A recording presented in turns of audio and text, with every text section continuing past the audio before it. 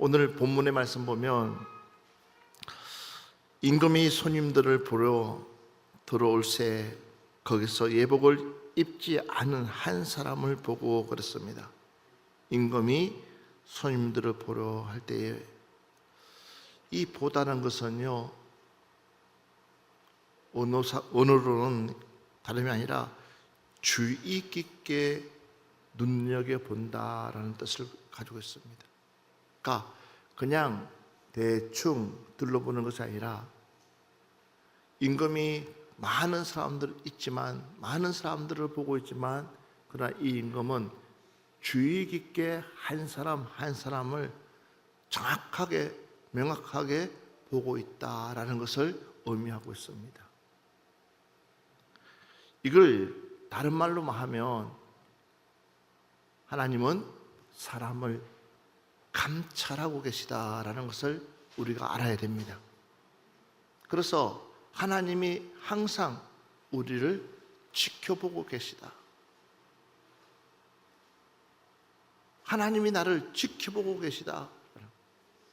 그러면 우리는 어떻게 생활을 해야 될 것인가에 대해서 한번 생각을 해보려고 합니다. 고린도전서 4장 5절 말씀 한번 보겠습니다. 그러므로 때가 이르기 전 곧 주께서 오시기까지 아무것도 판단하지 말라. 그가 어둠에 감추인 것들을 드러내고 마음의 뜻을 나타내시리니 그때에 각 사람에게 하나님으로부터 칭찬이 있으리라. 아멘. 그러므로 때가 이르기 전 곧 주께서 오시기까지 아무것도 판단하지 마라 그랬습니다. 주님께서 오시기 전까지는 우리가 이렇다 저렇다 우리의 기준으로 판단하지 마라라는 겁니다. 할렐루야. 그러니까 우리의 기준을 가지고 사람을 판단해서는 안 된다라는 것입니다. 그러면서 그가 어둠에 감추인 것을 드러내고 마음의 뜻을 나타내시리니 그때에 각 사람에게 하나님으로부터 뭐가 있다고요? 칭찬이 있으리라 그랬습니다. 그러니까 하나님께서 우리가 옳고 그름을 정하는 것이 아니라 하나님께서 옳고 그름을 정하신다라는 거예요. 그렇기 때문에 우리는 어떻게 해야 되냐면 우리는 우리의 기준으로 사람을 함부로 판단해서는 안 된다라는 것을 말씀하고 있습니다. 그래서 전도서 11장 9절 말씀 한번 보겠습니다. 전도서 11장 9절 말씀. 청년이여 내 어린 때를 즐거워하며 내 청년의 날들을 마음에 기뻐하여 마음에 원하는 길들과 내 눈이 보는 대로 행하라. 그러나 하나님이 이 모든 일로 말미암아 너를 심판하실 줄 알라. 아멘. 그러니까 청년들이요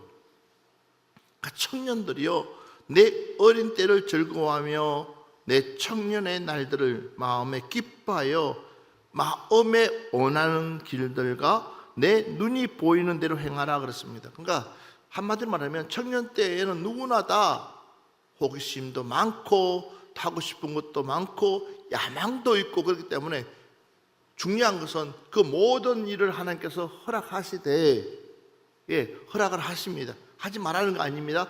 합니다. 그런데 이렇게 말하겠습니다. 그러나 하나님이 이 모든 일로 말미암아 너를 뭐 하신다?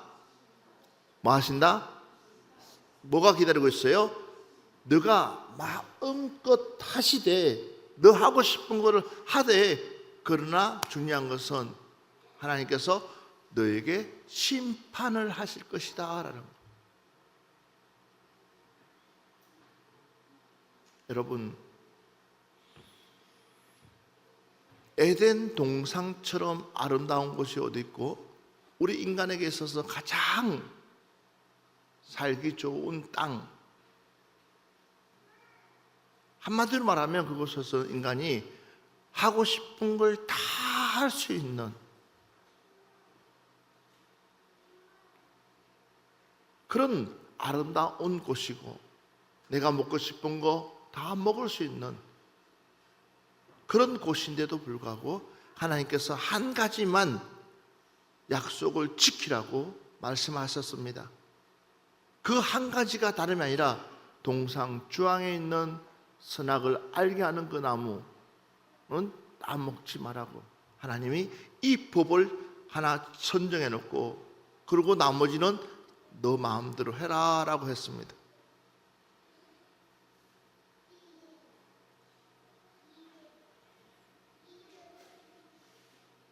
사단이 와서 인간에게 유혹합니다. 사단이 와서 인간에게 많은 것을 유혹합니다. 그런데 그 인간의 그 마음에 하나님과 지켜야 될 그 약속이 먼저가 되어야 되는데도 불구하고 그 약속보다도 인간의 그 야망이 먼저가 되고 말았을 때의 그 결과는 주체할 수 없는 결과가 찾아옵니다. 생각을 해보십시오. 그러니까 본인은 건강해서 오랫동안 사실 거라고 생각했지만, 그러나 한순간에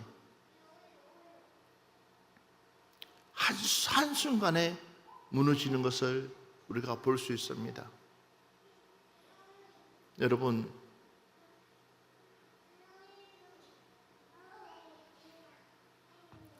우리 하나님께서는 우리에게 진정한 것들을, 많은 것들을 주었는데도 불구하고 우리의 욕심 때문에 무엇을 잊어버리냐면 하나님의 심판을 잃어버린다는 거예요. 그래서 말라기 3장 18절 말씀 보면, 그때에 너희가 돌아와서 의인과 악인을 분별하고 하나님을 섬기는 자와 섬기지 아니하는 자를 분별하리라 그랬습니다. 그때가 되면 의인과 악인, 하나님을 섬기는 자와 섬기지 않는 자를 하나님은 반드시 뭐 하신다? 구분시킨다는 거예요. 분별하신다는 겁니다. 설마 하와가, 아담이 착각했던 것은 자기네들이 그 선악을 먹으면 따먹고 난 뒤에 그 뒷책임, 그 뒤에는 생각지 않았습니다. 하나님이 모르실 거라고 생각했을 것입니다. 그러나 우리 하나님은 우리를 감찰하고 계시다. 매 순간순간마다 하나님은 우리를 보고 계시기 때문에 우리는 항상 말씀 안에서 살 수 있는, 주님께서 우리에게 말씀하신 그 말씀 안에서 자유를 누릴 수 있는 우리가 되어져야 될 줄 믿습니다. 하나님은 이걸 요구하고 있습니다. 진리가 너희를 자유케 하리라는 그 말씀처럼 진정한 자유는 진리 안에서 자유를 누리는 것이 진정한 자유이지, 진리 밖에 나가는 순간부터는 사단 마귀가 우리를 가만히 두지 않습니다.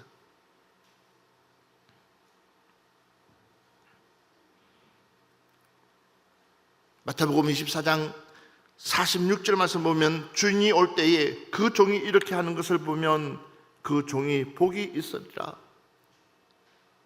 주인이 올 때에 그 종이 이렇게 하는 것을 보면 그 종이 복이 있으리로다 그랬어요.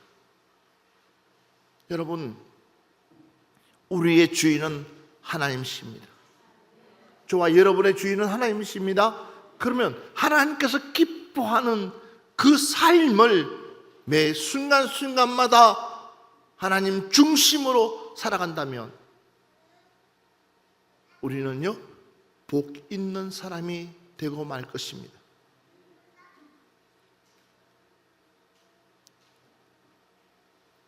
세상의 복에는 여러 가지가 있지만, 그러나 하나님이 원하시는 복은 다름이 아니라 하나님의 영에 지배당하는 것입니다. 믿으시면 아멘 합시다. 하나님의 영에, 다시 말해서 성령의 사람으로 거듭나는 것입니다. 육의 사람은 어쩔 수 없습니다. 육의 사람은 망하는 길로 갈 수밖에 없습니다. 육의 사람은 이기적일 수밖에 없습니다. 내 이익을 위해서라면 수단과 방법을 가리지 않고 내 이익을 창출하는 것이 육의 사람입니다. 그러나 하나님의 사람, 영의 사람은 비록 내가 손해본다 할지라도, 비록 내가 나에게 마이너스가 된다 할지라도, 그러나 그분이 나를 감찰하고 계시기 때문에 우리는 그분을 향해서 더벅더벅 걸어갈 때에 지금 당장은 내가 손해보는 것처럼 보이고 지금 당장은 내가 실패한 것처럼 보이지만, 그러나 하나님께서는 우리에게 하나님의 상을 약속하고 계신 줄 믿습니다. 왜 예수님께서 때로는 피해 다니고 때로는 숨어 다니고 때로는 당당하게 나가서 소리 지르면서 상을 엎으셨습니까? 아니, 이렇게 당당하신 분이, 상을 엎을 정도로 힘 있는 분이 때로는 숨을 수밖에 없고 때로는 한적한 곳에 가서 기도할 수밖에 없는 그 이유가 다름이 아니라 하나님께서 말씀하신 그 명령,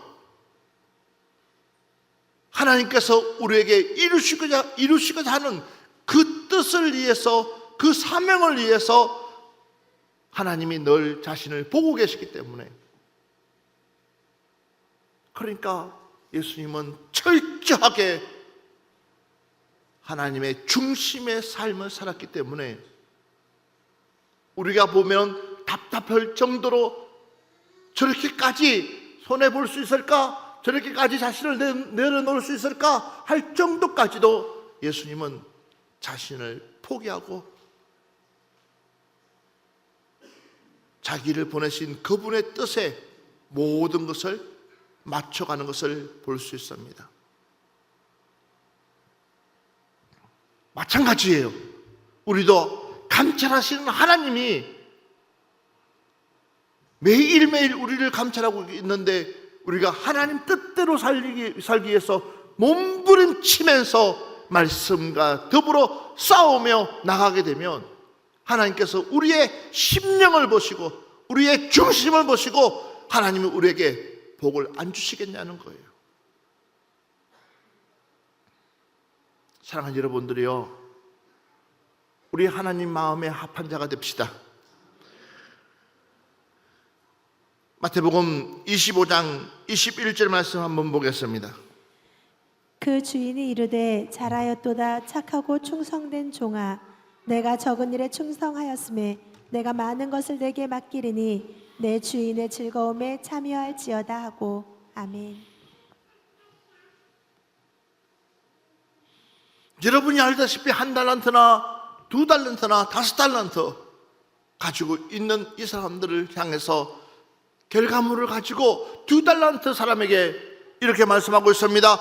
그 주인이 이르되 잘하였도다 착하고 충성된 종아, 내가 작은 일에 충성하였음에 내가 많은 것을 내게 맡기리니 내 주인의 즐거움에 참여할지어다 하고.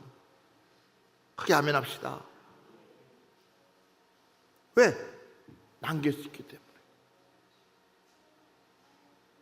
남겼기 때문에. 그런데 더 중요한 것은 5달란트 가지고 있는 사람에게도 똑같은 말씀을 하십니다. 신기하죠? 2달란트를 가진 사람에게도, 5달란트를 가진 사람에게도 그 주인이 이르되 잘하여도다 착하고 충성된 종아, 내가 작은 일에 충성하였으며 내가 많은 것을 내게 맡기리니 내 주인의 즐거움에 참여할지로다. 똑같이 이야기하고 있어요. 그 이야기는 무슨 얘기냐면, 하나님은 많고 적은 것이 중요하지 아니하고 너가 얼마나 최선을 다해서 내가 너에게 명령한 그 명령을 얼마나 수행했느냐라는 것입니다. 그러니까 하나님은 우리를 뭐하고 계시냐? 감찰하고 계시다라는 거. 우리를 보고 계시다는 거죠. 매 순간순간마다 하나님은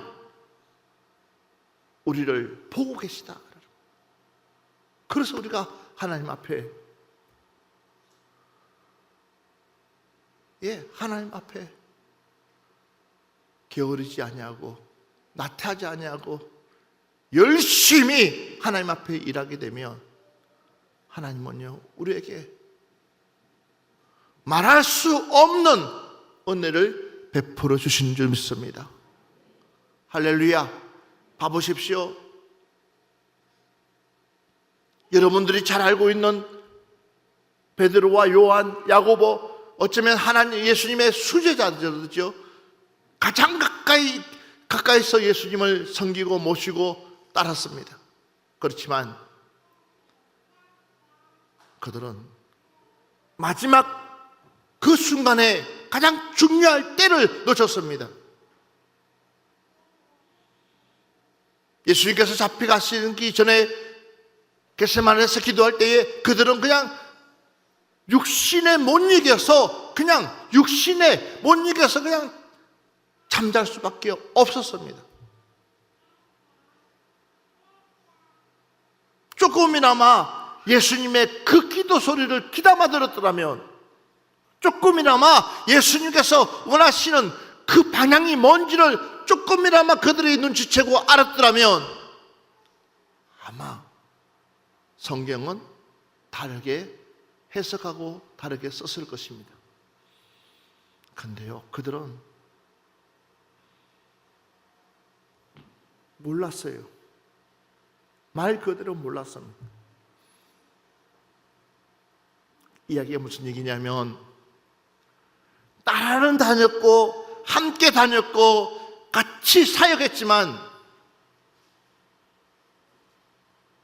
이 육신의 것에 벗어나지 못하니까 결국은 그들은 육신의 생각으로만 예수님을 바라봤다는 사실이에요. 닭 3번이 우는 순간에 베드로가 울면서 기도한 이유는 아마 이런 생각했을 거예요. 나는 사람도 아니다. 나는 사람도 아니다. 내가 그렇게 모시고 있던 그 사람을 왜 그렇게 3번씩이나 부인할 수 있을까 싶은 그 마음, 그 좌절감, 어쩌면은 당연히 육신을 가지고 있기 때문에 누구나 피할 수 없는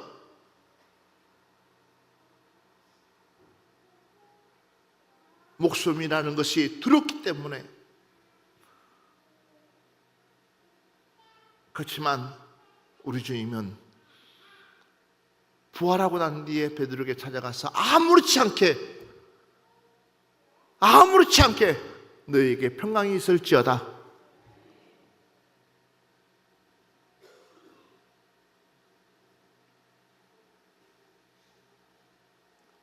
한 발자국만 뒤로 물러서서 보면 다 보이는 것을 우리는 바짝 붙어서 보니까 보지를 못하는 것.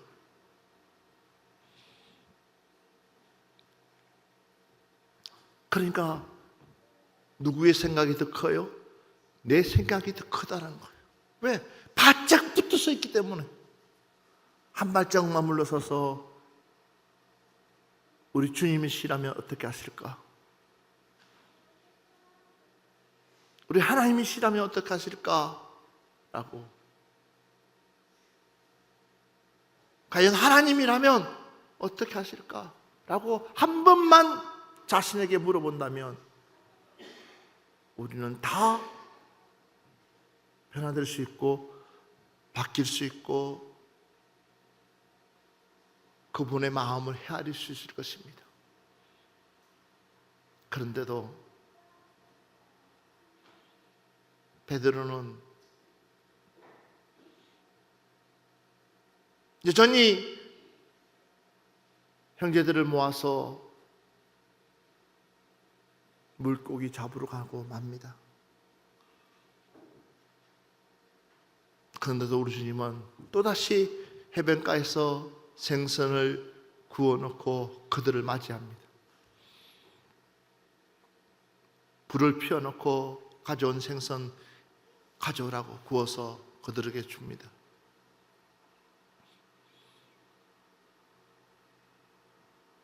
그리고 이제는 그들에게 부탁합니다. 내 어린 양을 먹여라. 내 어린 양을 쳐라. 다시 말해서 그들에게 부탁하는 것은 다른 것이 아니었습니다. 성령을 받아라.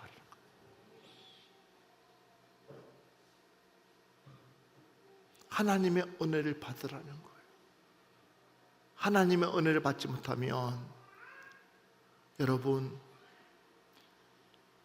결국은 우리는 나무 줄기에서 가지가 떨어지듯이 떨어질 수밖에 없고 낙엽이 떨어지듯이 떨어질 수밖에 없습니다.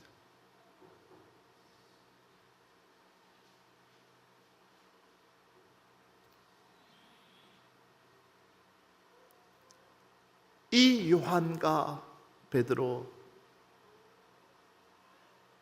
야고보가 마가다락방에서 그 은혜를 체험하고 난 이후부터의 그 삶은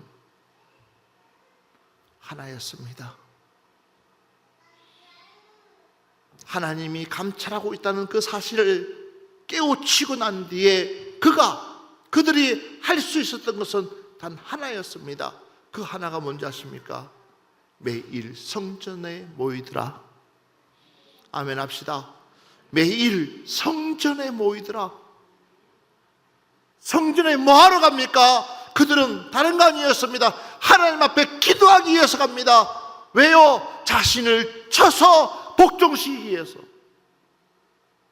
성전 밖에 있으면 누구 마음대로 내 마음대로 할 수밖에 없기 때문에, 성전 밖에 있으면 내 육신이 살아서 육신대로 생각할 수밖에 없어요. 그러나 하나님의 성전 안에 있으면 육을 죽이고 영을 살리기 때문에 영이 원하는 것대로 우리는 할 수 있다는 사실입니다. 사랑하는 여러분들이요, 우리는 육신을 쳐서 복종시켜야 될 줄 믿습니다. 내 육신을 치면 칠수록 하나님은 우리 스스로를 영의 사람으로 거듭나게 만들어 주시는 줄 믿습니다. 다시 한 번 더 성경 말씀 보겠습니다. 누가복음 6장 37절 말씀 보겠습니다. 비판하지 말라. 그리하면 너희가 비판을 받지 않을 것이요. 정죄하지 말라. 그리하면 너희가 정죄를 받지 않을 것이요. 용서하라. 그리하면 너희가 용서를 받을 것이요. 누가 이 말씀대로 살아갈 수 있겠어요? 그렇지만 하나님께서 보고 계신다면 또 다르죠. 하나님께서 보고 계신다면 우리는 비판할 수가 없습니다. 정죄할 수 없습니다. 우리는요, 우리 스스로가 죄인이기 때문에 누굴 용서할 수 있겠어요? 내가 죄인인데 내가 뭘 대단하다고 누굴 용서할 수 있겠습니까? 내 안에서 두 마음이 싸울 수밖에 없어요.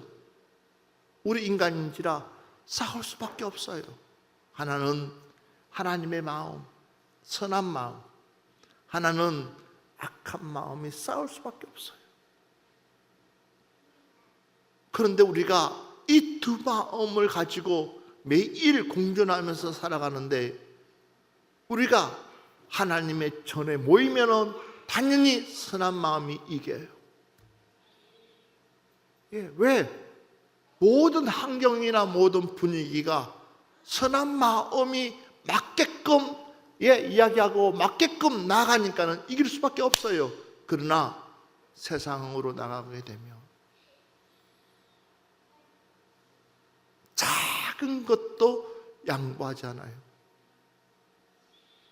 이상하죠? 예.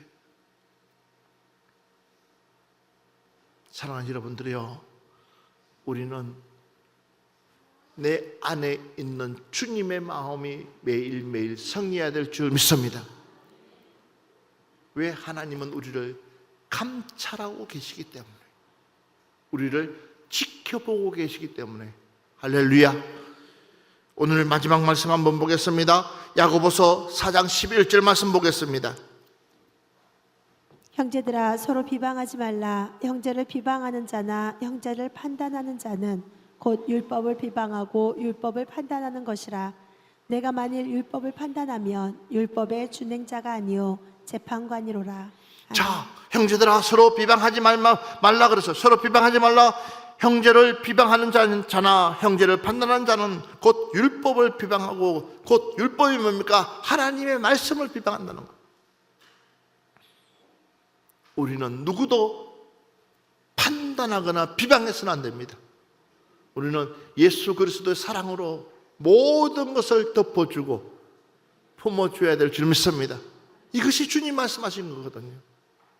비록 내 마음에 들지 않는다 할지라도, 비록 나하고 맞지 않는다 할지라도, 내가 이길 만한 믿음만 있다면, 감당할 수 있는 믿음만 있다면 모든 것을 포용해 줄 수 있는 은혜가 있기를 주의 이름으로 축원합니다.